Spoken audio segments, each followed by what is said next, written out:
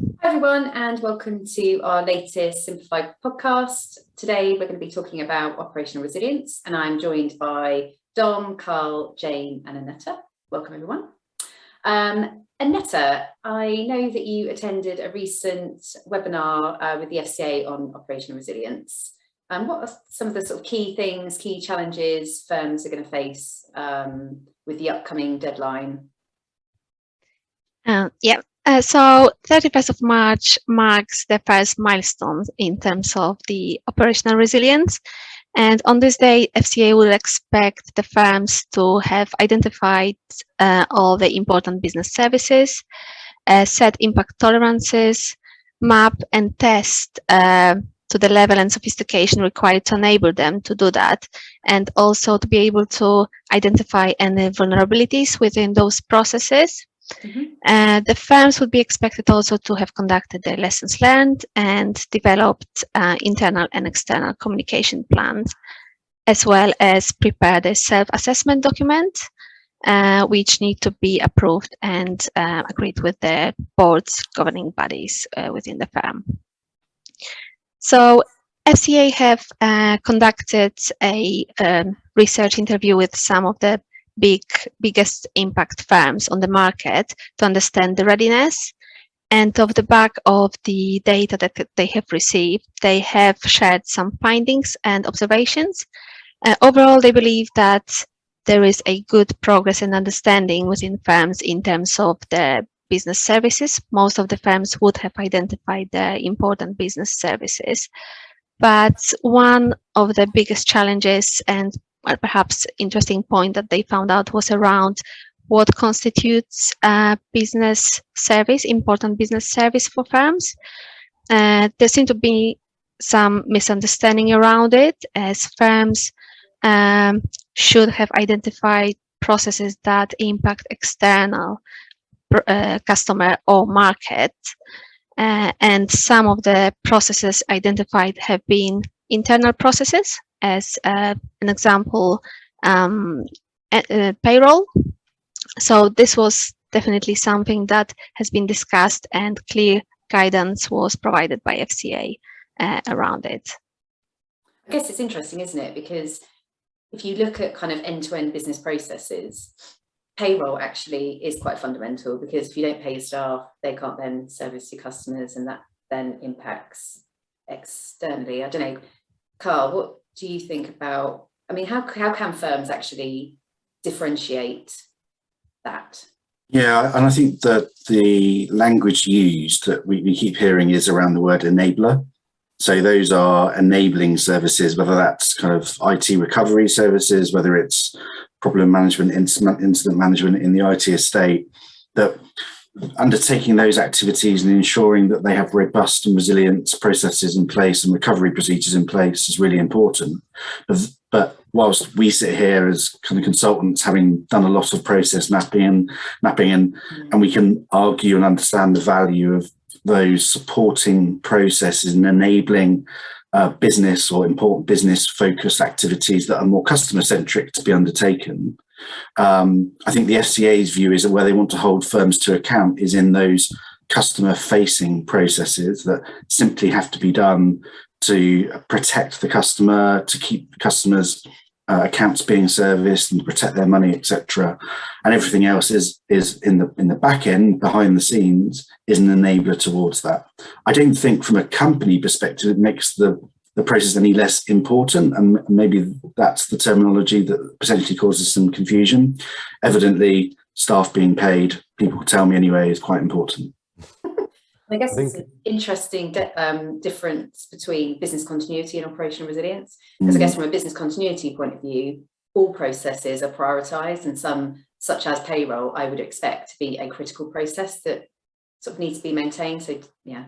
Sorry, Dom, you're going to say. I was just going to say, I think it's an important clarification and make sure that there is consistency out there. I think in a wealth environment, we know that there are lots of complex interlinking processes, and especially as servicing becomes more digitized, etc. Some of those, IT is an easy example of one that, if it goes wrong, can impact the customer and their servicing. So, absolutely, that's the clarification from the FCA. but it should be within kind of the business's minds how the processes interlink and how they can best protect the customer. Yeah.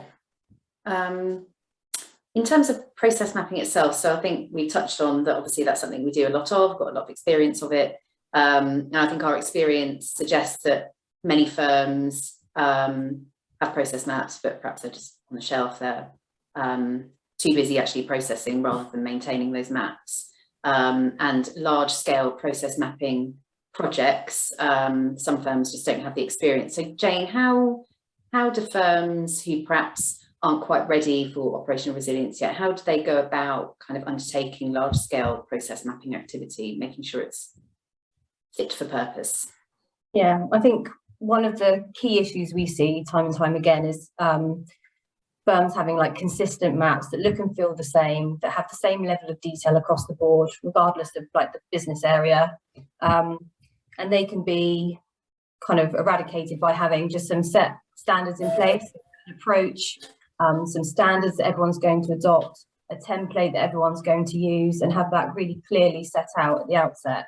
And you know, these don't have to be overcomplicated either. Like there's quite a lot of industry standard process mapping standards that are really complex for business users to understand, and that's just not efficient for anybody, because nobody can read them, nobody can understand them, and the business people then can't update them either and keep them maintained.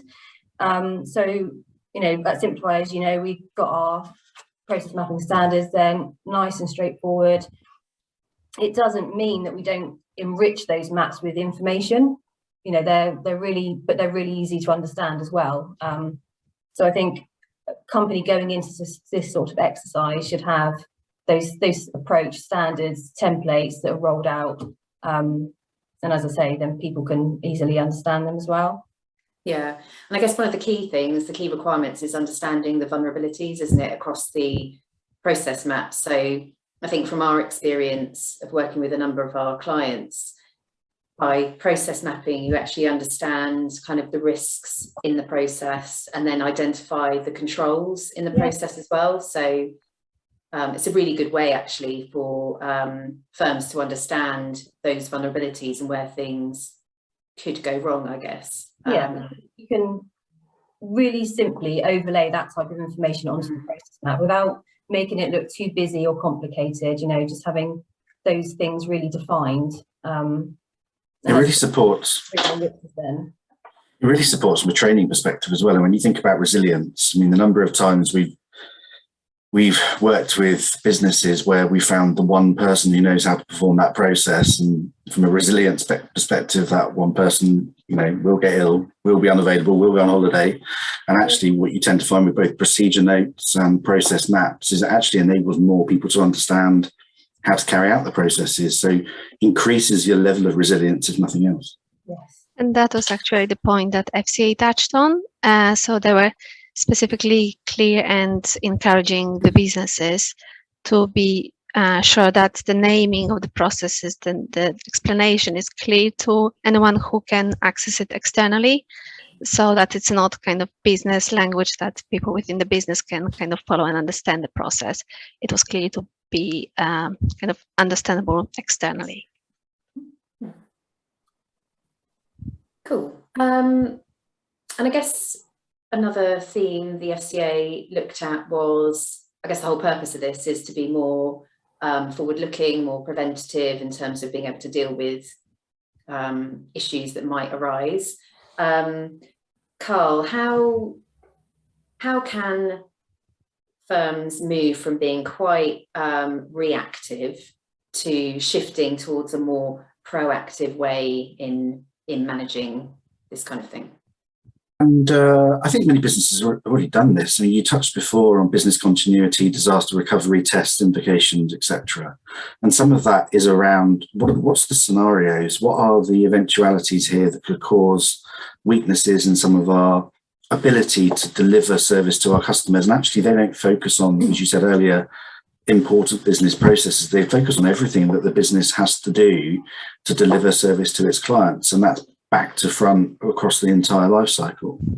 Though that scenario planning is how you get on the front foot, that understanding what are the things here that could go wrong, or could go right. You know, what happens if tomorrow we sell 100 times more of something than we did yesterday? Can we cope with the volume? It's great for the business, but do we have the infrastructure, the resources, the capacity to actually be able to handle that volume as it comes in through the door?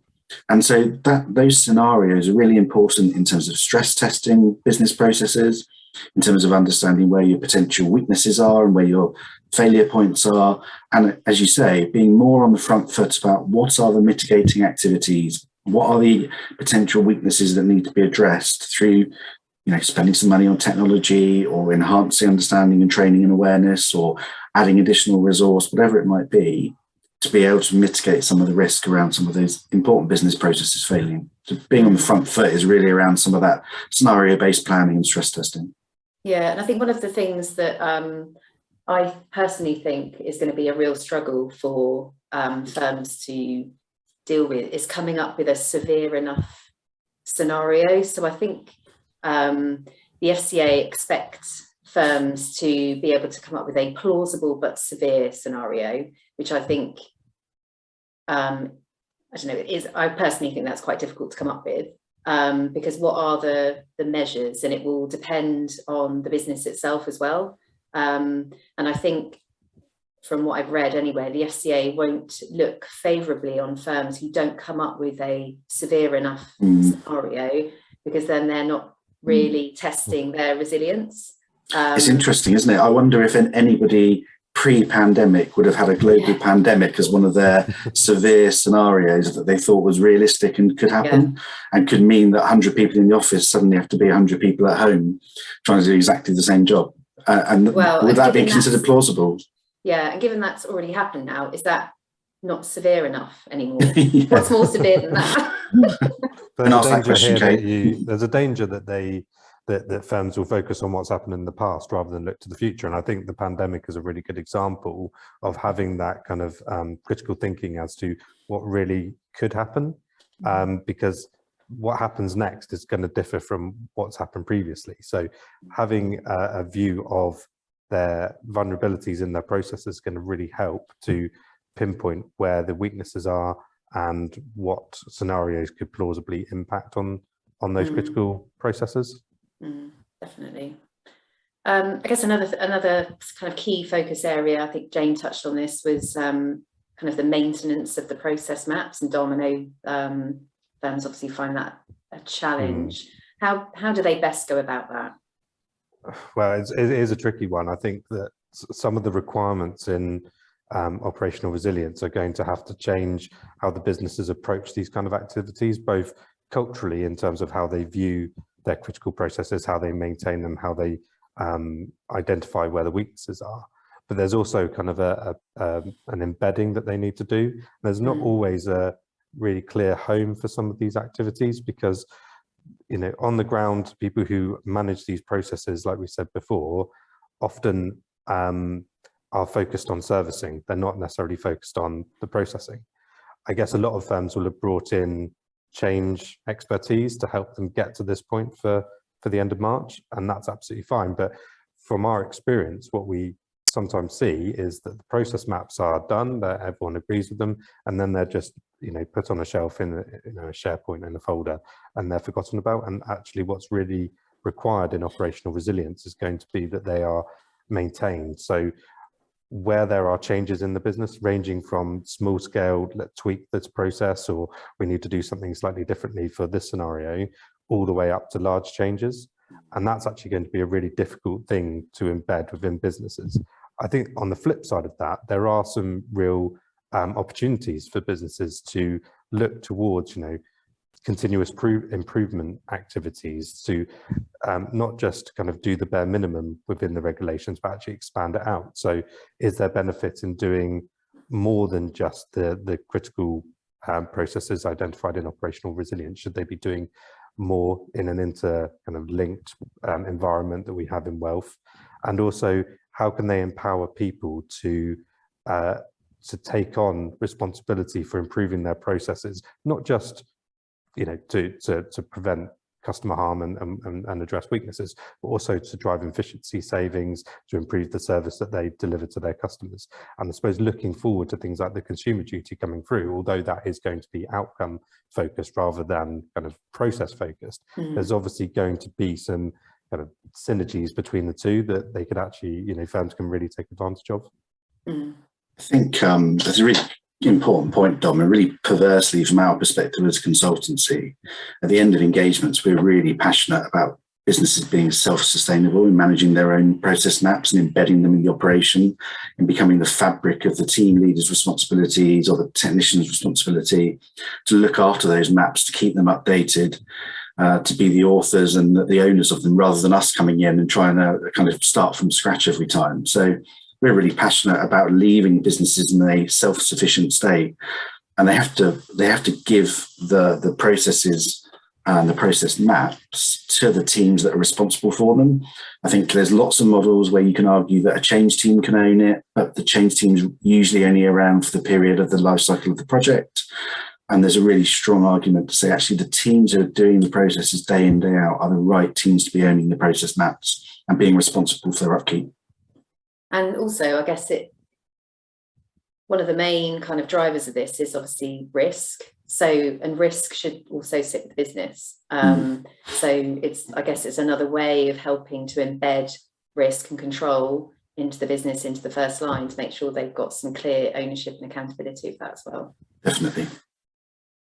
Cool. Well, that's all the time we have. Thank you very much for joining us and talking all things operational resilience. If you want to get in touch or want any more information, please feel free to contact any of us. We're all on LinkedIn, or visit our website, simplifyconsulting.co.uk. Thank you very much.